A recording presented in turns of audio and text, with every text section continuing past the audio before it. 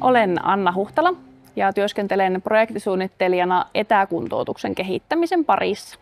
Olen kehittänyt etäkuntoutukseen muun muassa fysioterapeutin etäsuoravastaanoton eli videovälitteisen suoravastaanoton toimintamallia, fysioterapian chattia ja lisäksi myös puheterapian puolelle ääneharjoittelun tukemista sitten mobiilisovelluksen avulla.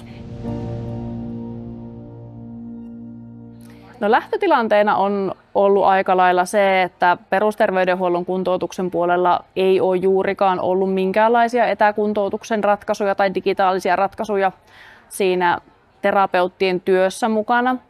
Ja nyt me ollaan siinä tilanteessa, että meillä on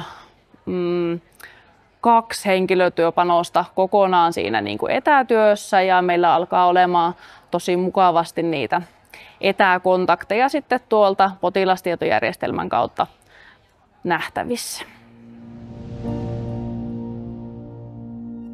No, merkittävin vaikutus asukkaille on minun mielestä se, että siihen palveluun voi päästä sujuvasti ja saada kontaktin sinne kuntoutuksen ammattilaiseen, etenkin tuossa fysioterapian kohdalla sitten ajasta riippumattakin osittain, että sen oman yhteydenoton voi tehdä silloin, kun itselle se sopii, esimerkiksi tuon oma-olon oirearvioiden kautta tai sitten fysioterapia-chatissa myös kiireettömällä viestillä. Ja sitten, että vaikka siellä oman kunnan toimipisteellä ei välttämättä olisikaan jotakin tiettyä palvelua, niin se voidaan sinne etänä tuottaa. Mä näkisin, että se on asiakkaalle hyödyllistä.